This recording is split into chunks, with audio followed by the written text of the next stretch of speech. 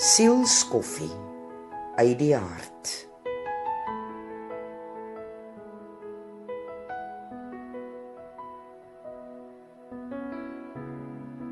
Ek het ook onlangs die voorreg beleef om vir die eerste keer ouma te word. Ander oumas het my altyd gesê hoe wonderlik dit is, en nou eers verstaan ek hoekom. Want daar is nie genoeg letters in die alfabet om die woorde te vorm van hoe dit voel nie. Liefde, onbeskryflik groot, is die naaste beskrywing daaraan. 'n Klein wonderwerkie, direk uit die hemel gestuur, perfek geskape in 'n miniatuurvorm. My hart ontplof van omgee vir daardie lyfie, en ek loop weer met 'n huppel in my stap, as gevolg van my nuwe, opgegradeerde status as ouma. En die ander dag kom ek op 'n skrywe af van hoe 'n kind 'n ouma sien. Ek besluit net daar en dan om dit met julle te deel, want dit is so spesiaal, snaaks en op die man af, soos net 'n kind dit kan sê. So, hier gaan ons. 'n Ouma is 'n tannie wat te oud is om self kinders te hê. Daarom het sy ander mense se kinders lief. 'n Ouma is baie slim. Wanneer jy saam met haar gaan stap, noem sy jou die naam van elke blom, boom en voeltjie. Maar sy is darm nie te slim nie, want sy ken nie al die karre en motorfietsse se name nie.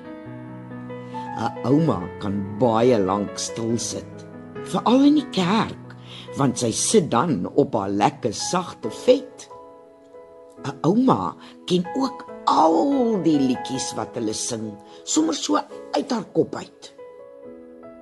'n Ouma dra 'n bril en snaakse onderklere en kan haar tande en tandvleise uithaal.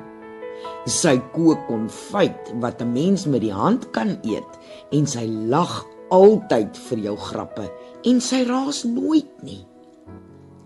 Ouma se ruik altyd na blomme en gee die lekkerste drukkies, en 'n ouma se soene maak alle einas dadelik gesond.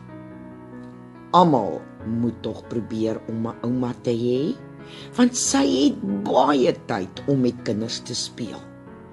'n Ouma dink ook nie 'n kind moet pak slaag kry nie, en as jy huil, moet jy baie hard huil, want dan gee sy vir jou lekkers, en partymaal betaal sy jou ook vir jou trane.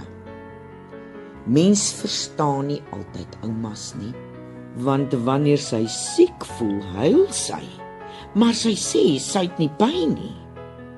Lyk my, oumas kan jok ook, maar ek glo haar wanneer sy sê, ek is die mooiste in die hele wêreld. En o ja, oupas is mans oumas. Direkte woorde uit die mond van die suigeling, waar jy altyd die eerlike waarheid sal hoor. Hiermee bring ek vandag eer aan elke ouma wat altyd daar is om te help en die ekstra myl te stap. Dankie oumas dat julle sal bly bid vir julle kleinkinders en hulle ook van Jesus se liefde sal vertel. Ja, dit is 'n voorreg om 'n ouma te kan wees, maar dis 'n groter geskenk aan elke kind om 'n ouma te kan hê wat hulle sal wys wat onvoorwaardelike omgee is, net soos Jesus se liefde vir ons elkeen. Tot volgende keer.